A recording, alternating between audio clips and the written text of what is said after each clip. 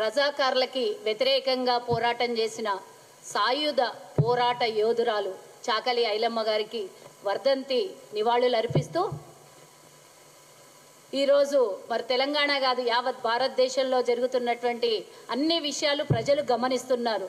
అటు రాహుల్ గాంధీ గారి పాదయాత్ర, ఇటు తెలంగాణలో కేసీఆర్ నేను దేశ పార్టీ పెడతా అనే విధానాన్ని మనం పరిశీలిస్తున్నాం. పూర్తిగా వీరు చంద్రముఖిగా, ఇటు బీజేపీ ఇటు టీఆర్ఎస్ రెండు పార్టీలు చంద్రముఖిగా మారి కాంగ్రెస్ని బొందబెడదామనే ప్లాన్ చేస్తున్నారు. ఇవన్నీ కుదరవు.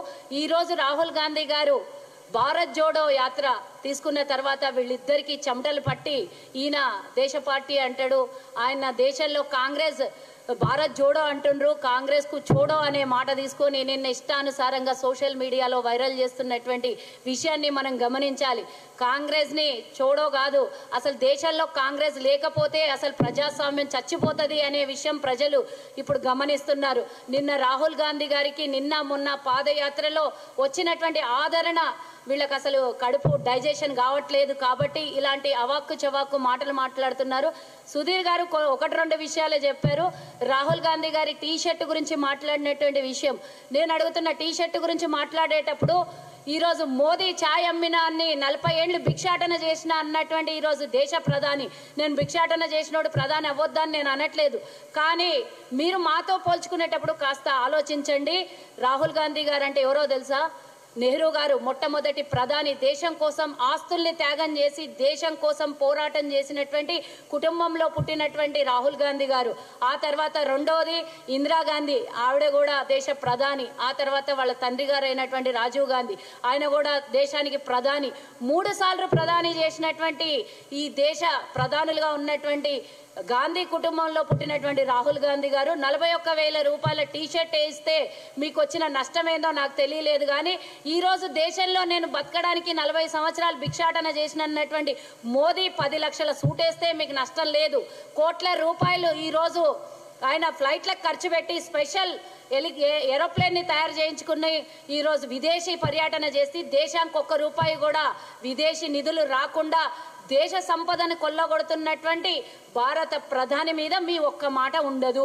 ఈరోజు ఆయన కళ్ళకు పెట్టే కళ్ళజోడు 8 లక్షలు, చేత్తో రాసే మరి ఎంత చదివిండో నాకు తెలియదు కానీ ఫేక్ డిగ్రీ ఉన్నటువంటి ప్రధాని, అసలు ఒక ఫేక్ డిగ్రీ ఉంటే ఆయనను జైల్లో పంపించాలి, అది ఎంత పెద్ద నేరం.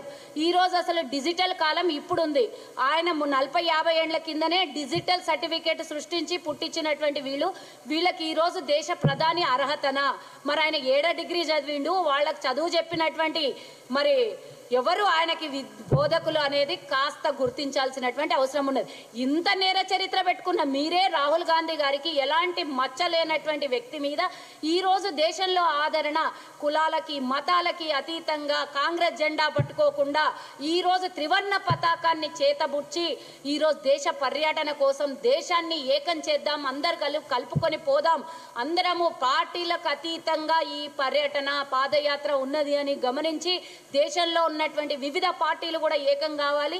ఇక్కడ నడక నేను నడుస్తున్నా అంతే, దేశంలో ఉన్న ప్రతి ఒక్క నాయకులు ప్రతి ఒక్క పార్టీ అందరు కలిసికట్టుగా రావాలని రాహుల్ గాంధీ గారు నినాదం తీసుకొని నడుస్తుంటే భయం బుట్టి ఈరోజు శరద్ పవార్, మొన్న నితీష్ కుమార్ గారు చెప్పిండ్రు, థర్డ్ ఫ్రంట్ కాదు ఫస్ట్ ఫ్రంటే మనం అందరం కలిస్తే ఎట్లా ప్రతిపక్షాలందరూ అని కలిసి టీఆర్ఎస్కి వదిలి మిగతా పార్టీలందరినీ ఏకం చేయడానికి తీసుకున్నటువంటి కొంత చర్చల్ని భయభ్రాంతులకు గురి చేసి మా మీద ఏదో బురద జల్లాలని చూస్తే ఇట్లాంటివన్నీ ఏం జడవవు. ఈరోజు దేశంలో ప్రజలు రాహుల్ గాంధీ పాదయాత్రకు పూర్తిగా అందరు సంఘీభావం తెలుపుతున్నారు. పార్టీలకు అతీతంగా సామాన్య ప్రజలు బయటకు వచ్చి మా గురించి మాట్లాడే వ్యక్తి కావాలి అని ఈరోజు ఆ నాయకుడే రాహుల్ గాంధీ అని అందరు గుర్తించి ఈరోజు ఆదరణ దొరుకుతుంటే మీకు భయం పట్టుకొని ఈరోజు చిన్న ఒక్క కామెంటు మీరు ఎక్కడ కూడా పాదయాత్రలో గత 3 రోజులుగా జరుగుతున్నటువంటి పాదయాత్రలో ఎక్కడ కూడా ఒక్క పాయింట్ దొరకలేదు. కాబట్టి టీషర్ట్ అని ఆయన 40,000 టీషర్టు వేసుకుంటే వచ్చే దేశానికి వచ్చే నష్టమేం లేదు, కానీ కోట్ల రూపాయలు కొల్లగట్టి శ్రీలంక అడుక్క తినే పరిస్థితులు ఉంది. అక్కడ తీసుకొని పోయి అదానికి కాంట్రాక్ట్లు ఇస్తే దేశం మొత్తం అల్లకల్లోలమవుతుంది. విదేశాలన్నీ భారతదేశాన్ని తిడుతున్నాయి, ఆర్థిక వ్యవస్థ మొత్తం అడుగంటిపోతుంది. ఈరోజు భారతదేశంలో అందరూ పేదలైపోయినరు, అదాని ఒక్కడే ప్రపంచంలో 3వ స్థానంలో ఉంటాడు.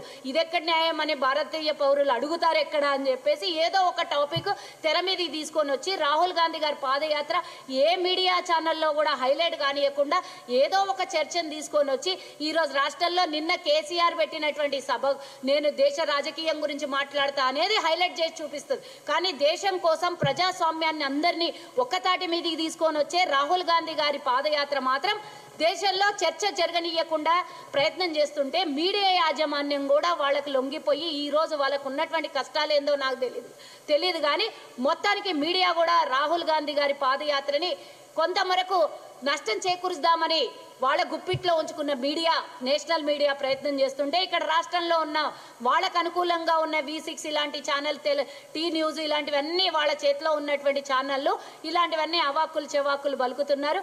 ఇవన్నీ ఏమీ నడవవు.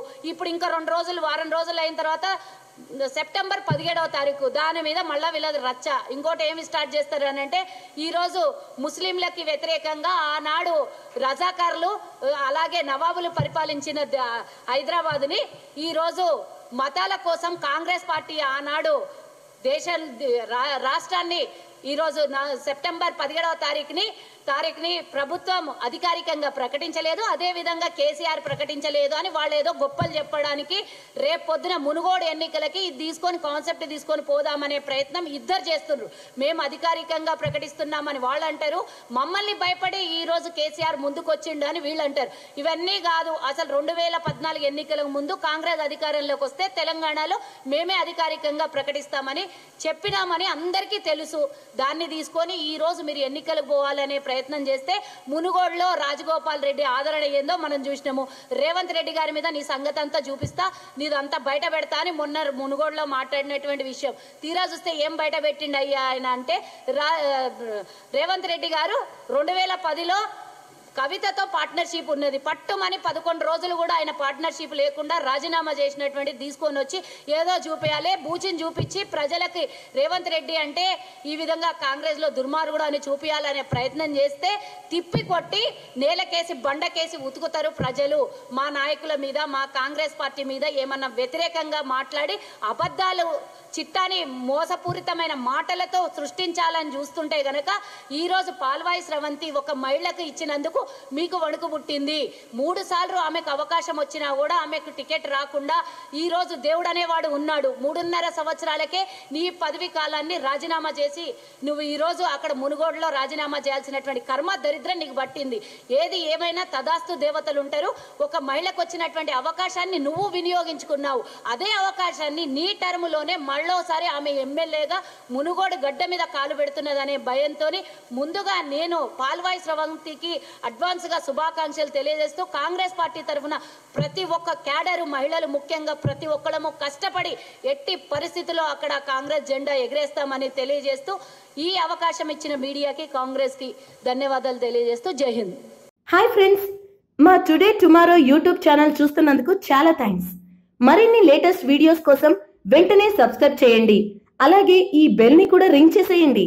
మా నోటిఫికేషన్స్ అన్ని మీ మొబైల్లో వస్తాయి. అలాగే మా వీడియోస్ మీకు నచ్చితే లైక్ చేయండి, షేర్ చేయండి, నచ్చకపోతే కామెంట్ చేయండి.